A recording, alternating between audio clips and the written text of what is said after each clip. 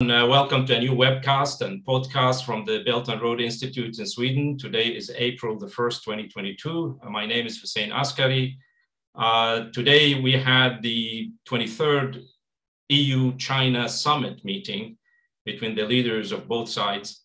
We had the first in the morning session, the meeting between the European Council President Charles Michel and European Commission President Ursula von der Leyen, first with the Chinese Premier Keqiang, discussed certain issues. And then in the afternoon, there was another meeting with the President Xi Jinping himself.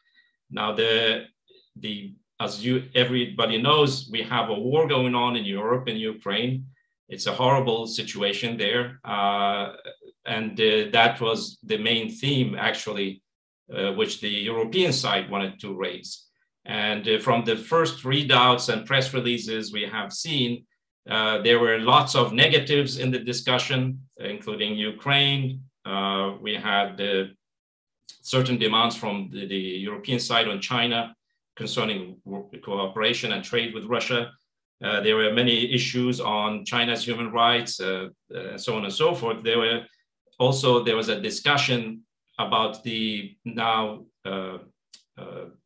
pushed aside comprehensive agreement on investment. The last meeting between the leaders of the EU and China, the last summit was in December 30, 2020. And they announced this agreement, but this agreement was then voted down by the European Parliament on concerns about human rights and also sanctions imposed by China on certain. There were several positive things discussed, such as continuing cooperation on fighting the COVID-19 pandemic, green transition, clean energy, digital transformation, and so on and so forth. So there are several of these things, but to discuss these matters and the assessment of this summit meeting, we have with us the distinguished guests, Professor, you know them already if you have followed our podcast and webcast before, Professor Chen Xiangming, professor from Trinity College in Hartford in Connecticut, the United States, and Mr. Henry Tillman, founder and chairman of the China Investment Research. So I would like to welcome you both.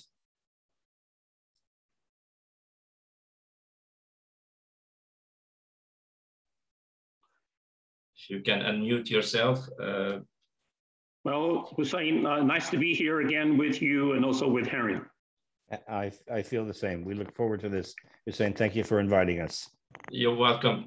We are happy to have you. I think your the previous interviews we had, our readers and viewers appreciated them. I would like to ask you both, whoever wants to start, about your assessment of what this summit which took place today.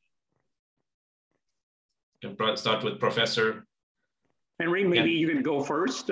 Or maybe I could just do at a macro level, Hussein, and then sort of set the stage for Professor to then really jump in with much more specifics. Good. So at a macro level, I want to raise 3 points. The first point is I'd like people to recall it was only 20 years ago when Russia was knocking on the door of Europe saying, we want to be part of Europe. Or maybe 25 years ago. They were very keen to be part of Europe. But then a couple of things have happened since then. One is that beginning just after 2000, the change of the millennium, President Putin began developing the Arctic LNG, which started around 2004 and then began picking up pace around 2009 from the Japanese, 2011 to Total, et cetera, through 2015 with China, ultimately Korea, ultimately Japan and India, et cetera. And this has become quite an interesting thing because by 2024, it has the same level of output as Qatar, which is extraordinary off a base of nil around 2004. Number one. Number two is it's much cheaper. It's a fraction of the price of Western LNG, and it's safe for passage, especially when the NSR opens up above Russia. So a lot of these countries are using this because it's so much less expensive to operate their countries. For example, we saw just yesterday or today where Japan says, despite what's happened, we can't just turn this off because it would cost us 15 billion a year incremental cost to not use this cleaner fuel, not less 60% less hydrocarbons to use this. So it's a part of the last piece. As part of that, China has seen how it's changed. Russia has seen how this has moved away from the West and towards the East. It's still in the places. It's still migrating from the West. I think it was 2 years ago. Still 50% of their gas went to the West, but by 2030, 85% of the gas will go to the East. So you've seen Russia migrate from the West to the East over this 30-year period. That's the macro level I see as overriding all of this. And that's moved away from the West. Thank you.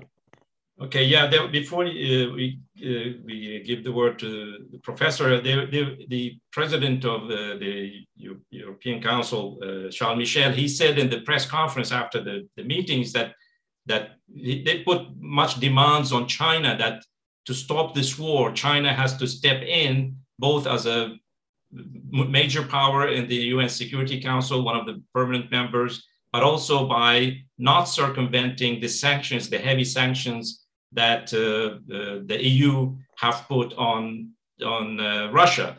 And they made basically what they are demanding is that China somehow cuts its economic ties or trade with Russia. And the fact is it's not only China that is continuing to do trade and defying the sanctions. Is we have India, we have many nations in Asia and the Middle East and in Africa who are not doing that. But to ask China to do all these things and as a way of stopping the war, how do you see this?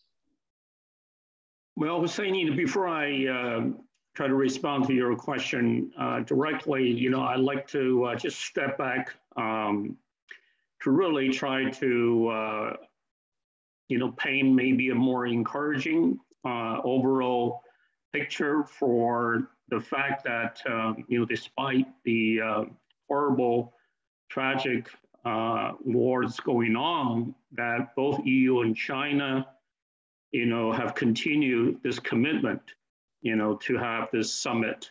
And both sides, I think, are fully aware of how much stake is involved here and to keep the communication and dialogue channels and open. But I would say in response to your question, I really see, there are two issues here. Both are very relevant and connected. One, I think it's the maybe a growing kind of disconnect between, on the one hand, the geopolitical, of course, now military conflicts, tension. And also on the other hand, the very strong and already very well-established geoeconomic mutual benefit, between China and Russia, China, Ukraine, of course, broadly, China and the European Union. I mean, if you could, easily just look at this from, the largest amount of bidirectional trade, 800 billion, almost 800 billion US dollars. And also China, of course, is Ukraine's largest trading partner, has considerable investment in different economic sectors in Ukraine, particularly in Ukraine's very strong economic sector of agriculture, grain production and so on and so forth. And of course, China, Russia's economic relationship has also been growing in terms of trade, now over 100 billion US dollars. I think China has a lot to lose if this war drags on. It will hurt China's interest and, of course, both Russia and Ukraine's interest. But I think regarding the European Union, I would say that I think within the European Union, of course, China's relationship is also uneven, with different larger versus, medium-sized, smaller European member economies. So I think China may be thinking about in terms of a differential approaches vis-a-vis different countries, but at the same time, keeping the broader dialogue going with the European Union. And I can obviously comment on some more specific interruptions, the negative impact, on all of these economic relationships a little bit later on. But I would say, in summary, I think it's in China's interest, and of course in EU's collective and individual members, in particular, the leading economies of Germany and France. President Xi Jinping, had a summit discussion with both of them, right, on March 8th, when they openly stated and agreed on that they should work from both sides. They recognize both the EU and China are two powerful forces, that should be aligned, in working together and pushing for peaceful negotiations. I think that kind of a first principle, if you will, I think looms very large over the EU-China relationships. I think so long as that principle is still a guiding principle, I think there's room for optimism about both sides working together, finding ways, solutions that would help both Ukraine and Russia, to come to the table and resolve this crisis, because both sides will have a lot to lose in the long run if they don't recognize the critical importance of addressing this short-term crisis and get it behind. That Professor, this is a very, very important point. That's really even the purpose of our work in the Belt and Road Institute in Sweden, is that we believe that peace can come through economic cooperation, through dialogue, through mutual benefit and win-win cooperation. This is really the basis for this, and we have to keep a certain level of optimism. And as you said, that these discussions are going on in spite of all the terrible things happening around it, is very important. And today, President Xi Jinping, during the meeting, he said he recalled his visit to the EU headquarters 8 years ago, when he suggested that China and Europe work together to build a bridge of friendship and cooperation across the Eurasian continent. And of course, that bridge would include Russia, Ukraine, Belarus, and all other countries. And he even suggested at the time to forge a China-EU comprehensive strategic partnership. So I think this is really the purpose of all these discussions, and also including our discussion, is that we want to comment into terms of what will be beneficial for every party and how that can actually contribute to stability and peace and security, both for Europe, for Eurasia, and for the world. I think going to the specifics, Henry, you are the man with the numbers. There were three important things that both sides agreed upon, which is the first, working against the pandemic, to control the pandemic, on international health. There was also the question of market access, that we can go back to the comprehensive investment agreement. But also there was also cooperation on climate change and green technology. So what do you see coming out of this kind of discussion, Henry? First of all, on the COVID-19 pandemic and cooperation around it. Right. So thanks very much. Actually, picking up the positive theme you were talking about, both of you are talking about, all three seem quite positive today. They're not completely positive, but they were headed in a positive direction, and certainly not the negative we heard with the military bits with Russia and Ukraine. So on the first piece on the pandemic, for all your viewers today, we are presenting to the Hong Kong government in 10 days, 11 days, which basically shows that China now has 4 mRNAs They're not ready to release those yet. They actually have 5. 4 of those are very close to being released, which could have a massive effect on the opening up of China later on this year and through 2023. And then we also track, because we published twice last year with a Chinese think tank sponsored by the Ministry of Foreign Affairs, on the 29 hubs around the world, which are going to be manufacturing the Chinese vaccines, that both the original ones that we're talking about, as well as ultimately the rights to run mRNAs through these countries. So we look at 18 of those countries already, and our preliminary data shows that by year in 2023, the 5 to 6 billion gap in the world vaccine gap will be closed through this mechanism called the BRI partnership. So those people that say the BRI is dead, they're not building big things anymore, they're building very big things, but it's called human health.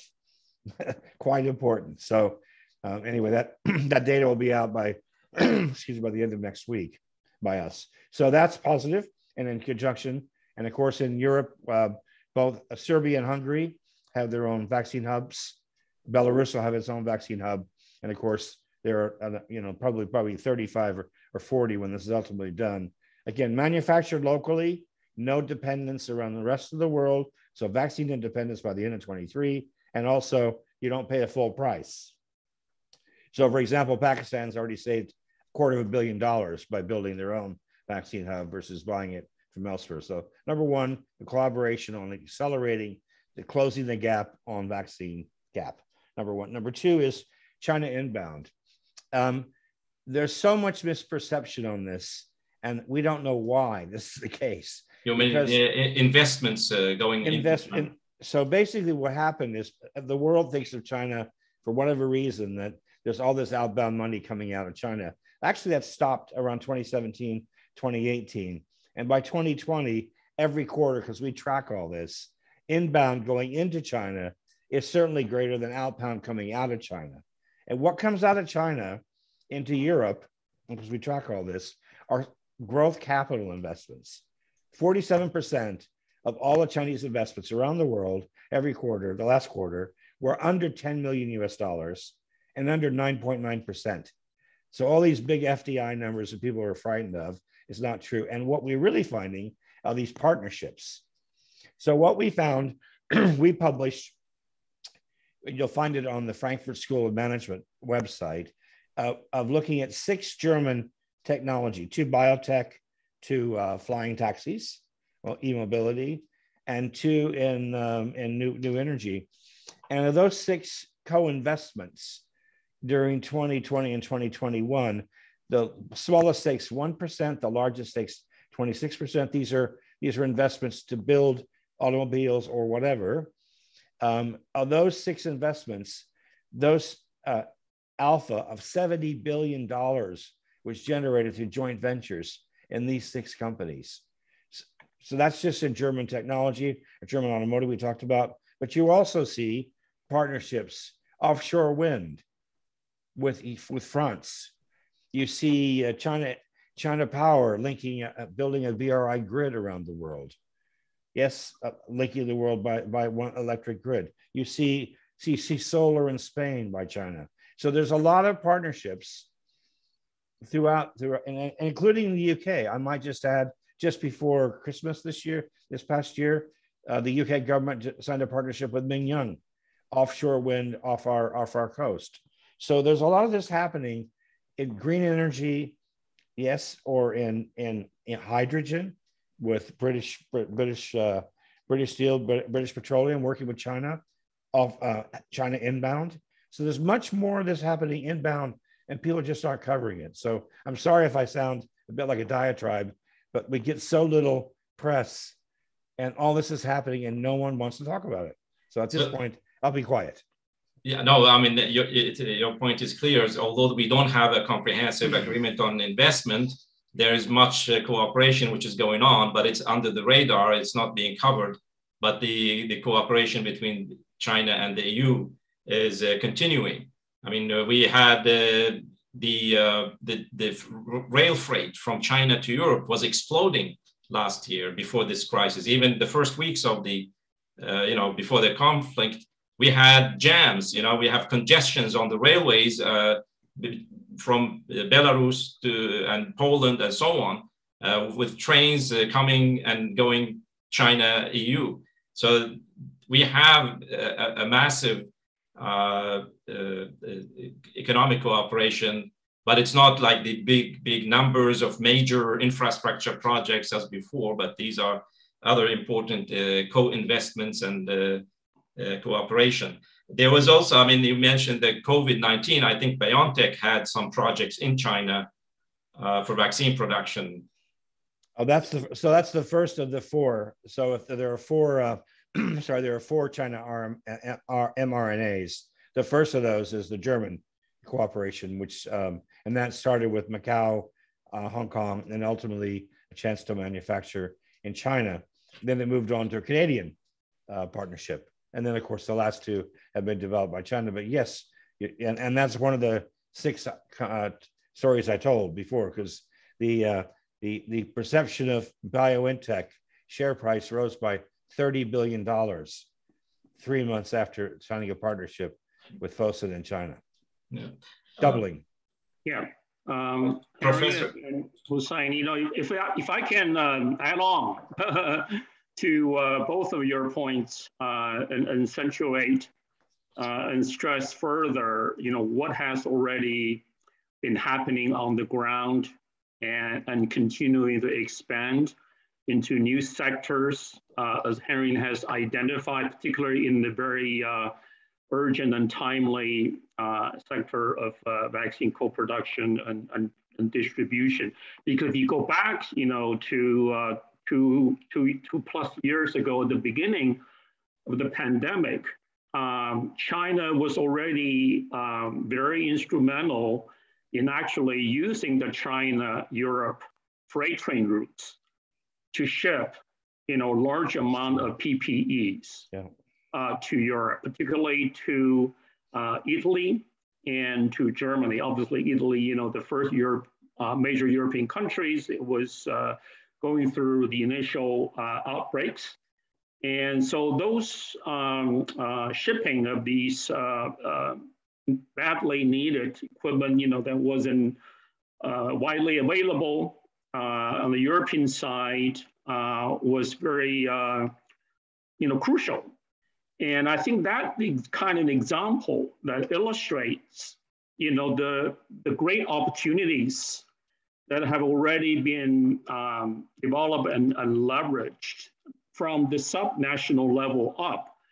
So whether the overall comprehensive investment agreement and how long, it may take, for that to materialize, what we have seen is that there's so much momentum already, coming from, the regional, local governments that have become active participants, from the Chinese side in competing but collaborating in redirecting cargo, from the pandemic impacted port and sea shipping toward the railroad routes. And so if you look in from the European side, I would say, China is a major player in working with both Ukraine and Russia, but also obviously it's a major investor in Belarus. At the same time, has also been actively engaged with the 16+1 or 17+1 now. These are the East, Central and East European Central European partnerships, right? So within that group, obviously, most of the 16, are EU members, but also you have the Balkans, Serbia and others that were not part of the European Union, and they have also become very closely engaged, with China. So I think China-EU's relationship really is a much broader one because it is so inclusive and it touches, both the EU member countries and beyond. And a lot of the actual partnerships, infrastructure projects, for example, the railway that's being extended from Belgrade in Serbia and across the border to connect to Budapest in Hungary. It's an interesting cross-border, if you will, or EU and non-EU infrastructure connectivity. I think that also holds a lot of potential benefit for extending and connecting, integrating broader networks of trade and investment broadly in the European continent. And of course, the segment of the countries in Central Asia that are also crucial middle segments between China and European relationships. I think, even though the war is interrupting a couple of these routes that go through Ukraine and Belarus, but I think the broader, the majority number of the train routes have been continuing as if, before the war. And in fact, the Chinese shipping companies, logistic companies in the major cities, the hubs that sending the trains are periodically or on a daily basis now sending out updated reports on how many trains that are running across the vast Eurasia continent, where they are, how many trains are reaching, what ports. So a lot of these trains, they are continuing. So that's a positive sign that these kinds of very extensive, deeply rooted and grounded, anchored relationships are not really directly impacted or not impacted in a significant ways, so that it will really hurt the overall relationships in the long run. Yeah, exactly. I mean, we wrote a report on our website recently on what is going on with this rail freight because due to the conflict in Ukraine. I mean, we have been following some of the specialized cargo companies and railway companies who are active in that, and there was a disruption, of course, of not physical disruption. It's not like it was bombed or something, but there were, because of the sanctions, for example. There were many problems in the beginning, how to finance, because if you have to pay the Belarus and the Russian railway providers and operators, and because you cannot transfer money through SWIFT and so on. So there were some exceptions were made actually to allow that rail freight to go on. But then later on, many of the major companies, global companies using the railway itself, the cargo, to ship their own products, they boycotted the Belarus and Russian, and they decided to take other routes. And so we will have next week an expert giving us an update on what's going on these routes. And but as you say, this is a crucial aspect of the Eurasian peace and stability, which is this trade, economic cooperation, infrastructure integration, and so on and so forth. So that's a key point. I mean, we hopefully the peace talks, which were actually not taken up so much today in the summit, there are ongoing peace talks in Turkey. Some positive signs were given earlier, and hopefully these will lead to some peaceful solution to this whole situation. And then we will have to think about, how to integrate Ukraine. Instead of Ukraine becoming a wall between East and West, it could become a bridge. And this is what the President Xi Jinping was saying, we have been contemplating this idea of building a bridge, and Ukraine could become such a bridge. I mean, you mentioned to me earlier that China has many investments, but also ideas for Ukraine. I don't know if you can add anything to that. What role would Ukraine play in this Eurasian integration? Yes, very much so. I mean, I recently rewatched a couple of episodes, I think of an 8-episode series that was produced by CCTV, about, China's connections and relationships that have been developing in recent years in Ukraine. And the theme is that, all of these countries, at least for China, were home away, from home. And they were the modern day reincarnation along the Asian Silk Route, right? Because if you look at Ukraine's current geographic location, it was pretty much, where the Asian Silk Road reached and ended on the western end. So there's a long historical reference, and that was also been accepted, been talked about by the European leaders, by the business people in Ukraine, that they were looking east toward China as a way of thinking about what this new Silk Road and how Ukraine, could be actively a participant. So, with that kind of a friendly overall bilateral relationship, I think, a variety of Chinese companies have established a long-term presence in Ukraine. They've set up offices, they have rented their entire buildings, as their office space. And from there, they were engaged with a variety of Ukrainian companies, as I mentioned, particularly in the field of agricultural production, food processing, and some, localized regional infrastructure as well. For example, a Chinese company was interested in building a short distance railway to connect Ukraine, the capital city of Kiev, which is unfortunately, has been partially impacted today. But because of the traffic congestion in the city, it takes a long time, to drive to the nearby airport.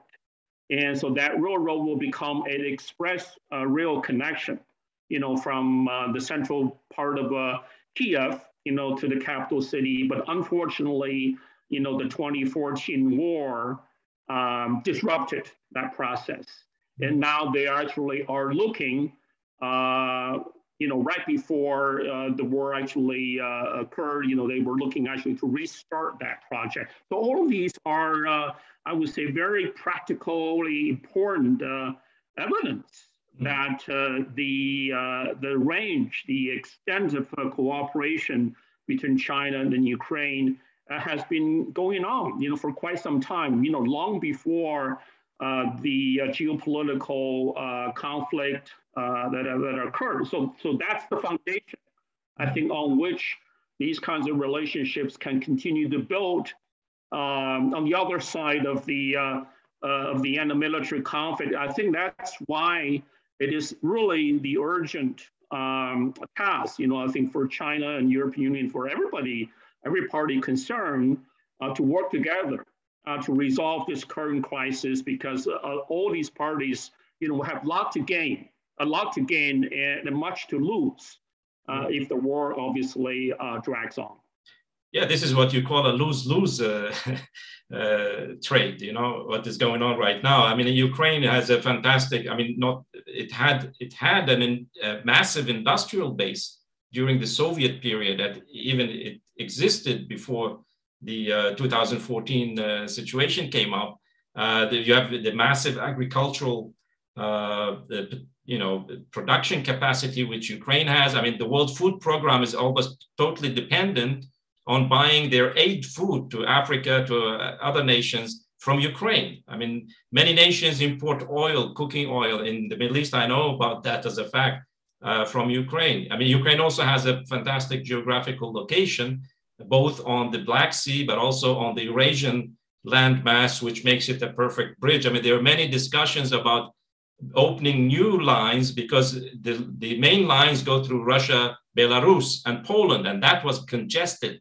So the idea was to build other lines through Ukraine. But since the situation in the Donbass was going so bad for many years, not only since this conflict, since 2014, we had military operations basically happening in the eastern part of Ukraine. That blocked Ukraine from becoming integrated in this Eurasian Silk Road route. So that's it's really tragic what we see now, but with the eye to on the future, that Ukraine will have a very important role to play.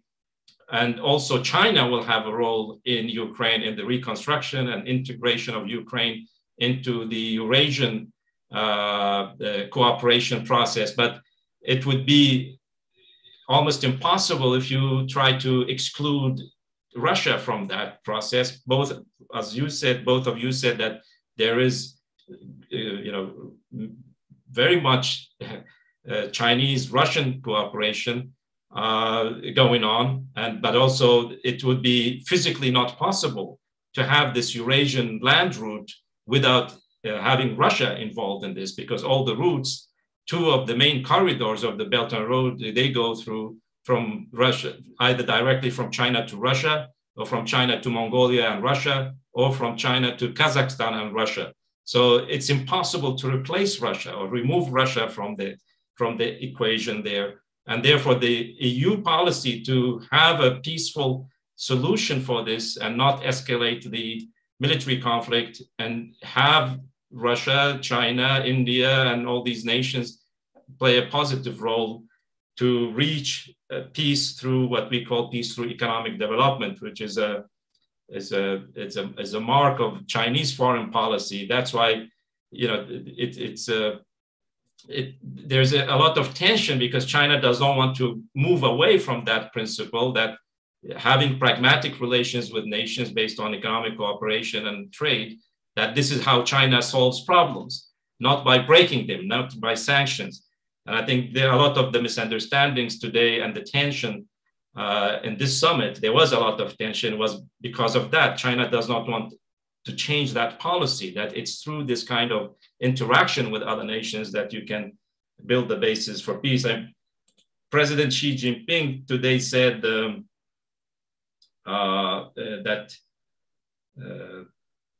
he said today in the meeting, since last year, China-EU relations have made new progress despite challenges, and China-EU cooperation has achieved new results despite difficulties. So it's fascinating that the Chinese side always looks at what is positive rather than what is negative.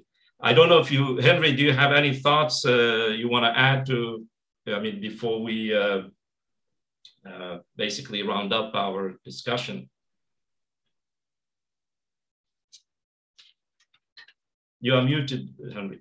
Just picking up both of your points, there's just so much good news that's happening at the granular level by country that's just not being picked up by the press. And we track this. Switzerland, you see flows from Switzerland across industries, logistics.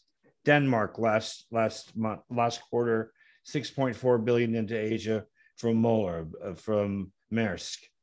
Yes, you could go to Holland, Netherlands with chemicals manufacturing in China. There's so much inbound happening, and not just from a European perspective, also from East Asia. You see Japan manufacturing elevators or lifts, escalators, and robotics. You see EV from Korea. China is opening up all of these different industries, and money is pouring in. As I said, the Peterson Institute in the USA has said 2 days ago, it's a world record amount of money flowing into building into China, and just no one's picking it up. But it's being led by the EU. It's being led across industries, chemicals, all the things I just mentioned. Yes, and the outbound stuff is all in green. So it's a lot more alignment, but no one, I guess it doesn't sell newspapers. It certainly doesn't get people to pay attention on television. As we learned from Google or Facebook, it's the negativity that sells, right? Exactly. Yeah, that's quite unfortunate. So the good things that we have people who are looking at the reality, what's going on, what you call the granular level. That's really people-to-people interaction, business-to-business interaction, economic relations, economic interest, that this is still moving on. It's ironical that in the middle of this horrible war, gas is still flowing from Russia to Europe, including through Ukraine itself. This is it's surrealistic in a sense, but this is the interdependence of nations on these matters is very, very important. And therefore, I think to ask China to decouple from Russia sounds a bit, contradictory in this sense. And it's not in the interest of anybody to decouple from anybody in the world we have today of this massive interdependence. I think we all agree that the best thing that could happen soon, immediately, is to have a peaceful solution, a negotiated solution for this conflict, and that economic relations, economic cooperation can continue and increase. I think this is the message, both I hear from you, but also from the basis for the work we are doing in our institute. I don't know if you have any closing remarks you want to make, either of you. Well, say maybe I can, go back in time even a little bit longer to add a historical footnote to China's relationship, in fact, with both Ukraine and Russia. But back in the 50s, when Ukraine, obviously was part of the Soviet Union, when the Soviet Union at that time, provided major economic, engineering assistance to China, China benefited a lot, from a large number of very well-trained engineers in different industries. And a big percentage of them actually came from current Ukraine, back then, the Soviet space. And in fact, some of these Ukrainian engineers, who worked in China for a long time, in the end, they actually end up staying in China and now retired in their elderly ages. But so that points, to a long-lasting relationship between China and Ukraine and Russia. Of course, if you look at the first aircraft carrier, obviously China has acquired the Liaoning. And of course that came from Ukraine. And of course China refurbished it and then launched it into service. So you can see, economically and in terms of industrial military relationships, the relationship actually goes back a long way. So I think if we look at that past in terms of at that time, obviously political ideological alignment, I think there's a persistency, there's a inertia to these kinds of relationships. So so now fast forward to the 21st century, and of course with the war going on right now, and you can't really realistically expect, these deep-seated relationships with multiple parties, that have existed for a long time to be suddenly, altered on a short time basis, because that just goes against, the self-interest and also the mutual interest of many of these parties that are geographically very connected and integrated across, many different boundaries that obviously have been redrawn politically, since the end of the Cold War. So those artificial boundaries are not sufficient, to stop and become barriers to very strong and growing network flows of capital as investment, as Henry mentioned, the examples that he provided, right, that are really far-reaching. And I would emphasize, a lot of the historical continuities, in terms of bilateral relationships that in some ways that have survived, through the Cold War and today, still, carry that continuity. So when we look at the current crisis, I think we have to also put that into the historical context, and also obviously look at the transformative relationships, between China and the European Union, mostly, through economic relationships. But I think, again, as Henry mentioned earlier, you talked about, I think there's a lot of other areas for cooperation that are more global challenges, such as climate change, sustainable development. So I think those are positive forces. I think in the long run, they will definitely outweigh, the short-term geopolitical differences and tensions that are creating disruptions. I have one more cherry to put on your cake, Professor, and that's, you mentioned the 50s. I'll mention the 60s, because after the support for China dried up from the Soviet Union in the 50s, in the 60s, they were desperate for support from Europe, and France stepped up. And if it wasn't for Deng and his colleagues training in the south of France, in Lyon, at that university. I mean, Deng Xiaoping. Deng Xiaoping, yeah. and many of the others, they started learning about how to build industrial automobiles in Peugeot and Citroën in the 1920s. And that relationship built from that university in Lyon, which is why when a Chinese leader comes to France, they come to Lyon. I'm from the south. Yep. My mother's from France. That's why yep. I know all this, and I lecture to French students. So it was the French. And when they didn't have automobiles, and through Algeria in 1963, that loophole in the law, were able to get these lorries from France to fill the gap that the Soviet Union left. So that goes back a long way. That friendship goes back a long way between France and and China. And many of those leaders actually trained in that small university in Lyon. Is that right, Professor Chen? Yes. Yeah. Great friendship. Yes. Yeah. No, that's why you can go back to the 1920s, right? Looking at, Deng Xiaoping and, his study experience, and Zhou Enlai as well, right? Zhou Enlai. Yep. So we often, tend to forget, when we running into a short-term crisis of this magnitude, but really forgetting a even much longer historical. China doesn't forget. China doesn't forget. So some other parties tend to have a short myopic view, on these very complex relationships. I think Henry correctly, corrected someone who should really be even more sensitive, right, to the much longer history, what that history means, to not only the bilateral relationships, I would say to really a lot of people's identity, to how they feel, they think, they cherish,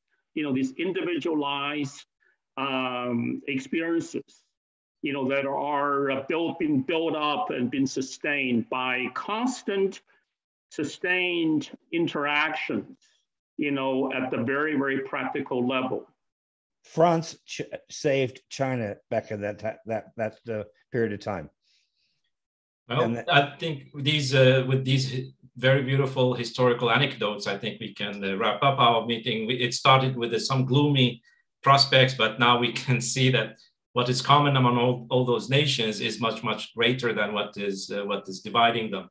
And hopefully this will lead to a better understanding of these matters, will lead to better ways of cooperation and solving problems among nations. Well, I thank you, Professor Chen Xiangming and Henry Tillman, for joining us today and giving us all this great information, but also these prospects for the future, looking at the past from the future, where we can be compared to what we have today. Thank you very much for being with us. See you soon. Thank you for having us. Well done. Thank you so much. Bye-bye. Bye.